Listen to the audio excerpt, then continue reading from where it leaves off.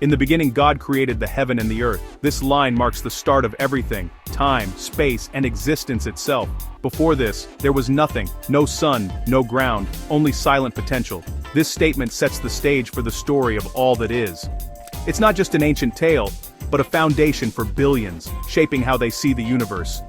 The universe, according to this story, was created with purpose and intention. Our existence, then, is not an accident, but part of a grand design. That opening line encompasses everything: galaxies, grains of sand, all creation. The story begins with the whole cosmos, inviting us to consider the Creator's immense power. It's a thunderous opening, not a whisper, launching the drama of life. As we journey through this narrative, we become witnesses to the birth of a world. We stand at the edge of nothingness and watch as light and land emerge. We witness the explosion of life in all its forms. This story connects us to the very first moments of existence. It gives us a sense of belonging to something vast and magnificent. It's a shared heritage, reminding us of our common origin. The wonder of creation surrounds us every day. The story's power lies in its ability to inspire awe and reflection. It invites us to see the world with fresh eyes. And so, the greatest story ever told begins. Before creation, the earth was without form and void. Imagine a world with no shape, no structure, an empty canvas awaiting the artist's touch. No mountains, no valleys, no boundaries, just pure, unformed potential. Darkness covered the deep, a primordial abyss, silent and still. This was not ordinary darkness, but a profound, all-encompassing void. The deep was a swirling chaos, a universe asleep, waiting to awaken. In this emptiness, the potential for everything was locked away. No sound, no movement, just the silent waiting of the void. The story asks us to imagine this nothingness to appreciate the miracle to come. And then, the Spirit of God moved upon the face of the waters. In the midst of darkness and chaos, there was a presence, a gentle, powerful movement. Not violent, but hovering, preparing for creation. Like a bird over its nest, the Spirit was there, ready for the great work ahead. This is the first hint of life, the first sign of intention in the void. A moment of profound stillness and immense power. The stage is set. The darkness waits. The deep is silent. And creation is about to begin. And God said, "Let there be light." With these words, everything changed. Light burst into the void, breaking the primordial darkness. This was not sunlight, but the pure essence of light itself.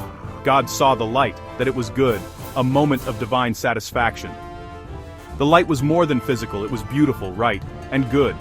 The Creator took joy in this first act, setting a pattern for all creation. Light was declared good, the symbol of knowledge, hope, and life. God divided the light from the darkness, giving each a place and purpose. This separation brought order to chaos, establishing the universe's first rhythm. God called the light day, and the darkness night. Naming them gave identity and structure to the formless void. The first evening and morning marked the first day, a day unlike any other. The universe was now a realm of light and shadow, day and night. The great project had begun. The first day's work was complete, and it was good. The world was no longer just chaos, but a place of order and possibility. The story moves from emptiness to illumination. Light's arrival is the first miracle of creation. The foundation for all life was set. The universe was fundamentally changed. And so, the story of creation continued.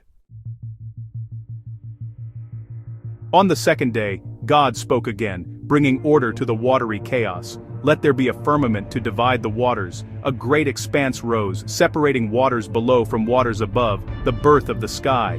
God called the firmament heaven, the blue dome above us.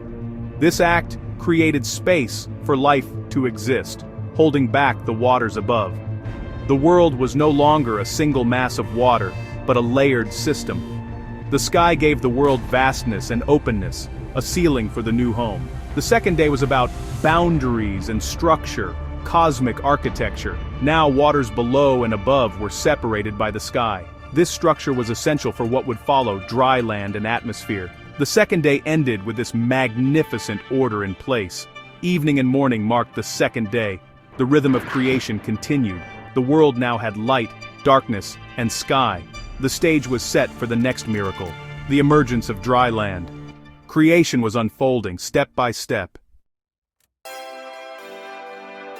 On the third day, God commanded the waters to gather, revealing dry land. The seas pulled back and land emerged, mountains, hills, plains. God called the dry land earth and the gathered waters seas. He saw that it was good. The world now had a solid foundation, a beautiful geography. Coastlines, continents, and oceans appeared, full of variety and potential.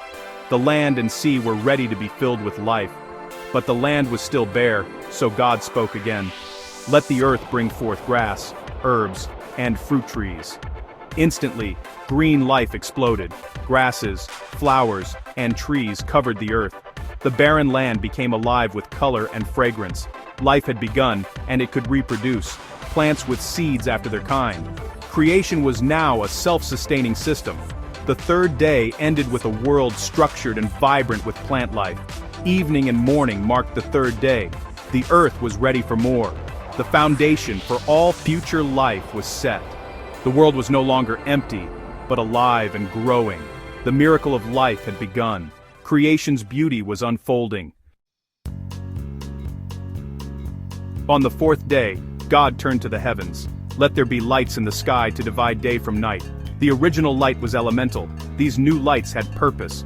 God made two great lights, the sun to rule the day, the moon to rule the night. The sun brought warmth and energy. The moon governed the tides. He made the stars also, scattering the sky with countless points of light. The heavens became a tapestry of beauty and wonder. These lights marked seasons, days, and years, timekeepers for the world. The sky was no longer empty, but a glorious clockwork of celestial bodies. God saw that it was good. The universe grew more complex and beautiful. Evening and morning marked the fourth day. The sky was filled with light and wonder. The world was ready for the next act, the arrival of living creatures. Creation's order and majesty were now complete in the heavens. With the world formed and lit, the fifth day dawned. God spoke to the waters. Let them bring forth abundant life. The seas teemed with fish, great whales, and countless creatures. The silent waters became a living ecosystem. Then God spoke to the sky. Let birds fly above the earth.